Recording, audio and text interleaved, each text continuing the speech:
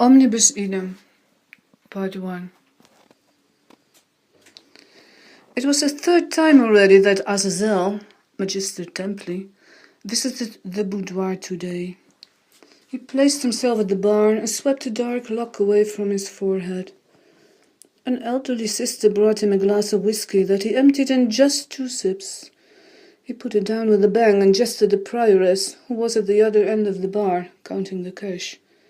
"Alex, where's Amber?" "At the back, in the dressing rooms, Magister. Let her perform, right away." "But—" She swallowed her words when he raised his brow. "Yes, of course," she continued. With another glass in his hand, Azazel walked through the boudoir to get a seat with a good view on the stage. He didn't use to come so often to the public quarters of the Black Church, but he was intrigued by his new dancer. She seemed to change as soon as she entered the stage, as if mysterious forces pervaded her body and made it move, so that she didn't have to do anything but follow her inspiration without any effort at all. From all sides, Azazel was being watched. His appearance was indeed outstanding, completely dressed in black, with a big silver pentagram hanging on his chest. He didn't notice all those glances more than as a faint background noise. He could easily suppress it. It was probably not the only thing he suppressed, because it nearly never occurred that someone dared to approach him. A faint smile played around his lips when he saw Amber enter the stage. Without taking his eyes away from her, he lit a cigarette. He'd seen this particular show many times before, but the performance was different every time. The moment itself inspired her to small variations and different movements. Her body itself was one flowing movement, from her arms to her hips or everywhere simultaneously. She hypnotized him with her moves and gestures, and the story she embodied through them. She was weaving threads all around, threads of light, the same light that shone through her eyes and softened her whole appearance. Abruptly, Azazel turned around and paced to the back, out of the boudoir. "Have her made some new costumes," he ordered Alex while passing by, after which he went into the office. Samuel was busy scheduling the sisters and the artists, and mumbled a greeting, bent over his keyboard. "Give me a print of this week's schedule," Azazel said while ignoring Samuel's puzzled look. Although he trusted in Samuel's integrity, he didn't want to take any risk.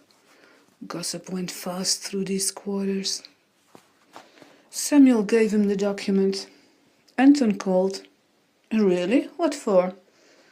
Azazel quickly scanned the schedule and folded it. "He had some questions about tomorrow's seminar. I'll call him back, thanks." He put the paper in his pocket and entered the security code on the big black door that gave entrance to the private quarters. A camera watched the door.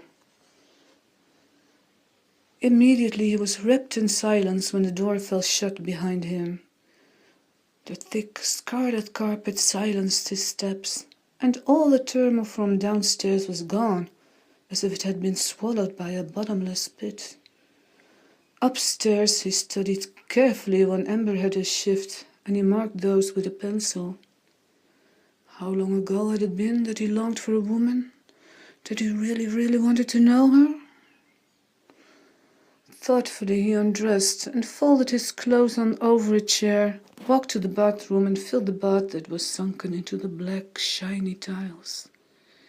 He lit a couple of candles. No electricity for a while. The shadows played over his face, and although he had shaved that morning, his cheeks were covered with stubble again. He lowered himself into the bath where the water embraced him with warm caresses. He stared in front of him with a gaze full of melancholy. Would she be? "What is this supposed to mean?" Sharp screams echoed against the tiled walls and cut like a knife through the silence. A pale creature gestured wildly, standing beside the bathtub with a schedule in her hand. "Do you really think I don't know what harlot you're chasing?" Azazel pressed his lips tightly and pulled himself out of the bath. "This is none of your business, Undine." With uttermost control, he forced himself not to hit her. "Why do you stalk me even here?"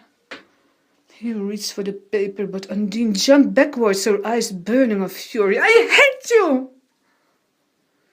"Leave me alone and go!" He barked at her, and he caught her by the wrist and squeezed it hard to force her to let go of the document. Undine squirmed and let herself fall into the floor. "Darling, please, you are hurting me." "Go back to where you belong, otherwise I'll ban you for eternity." "But I love you," she whined. "Go back," he summoned, and within seconds he felt and leave, back to the realm of darkness, where he, Azazel, also belonged.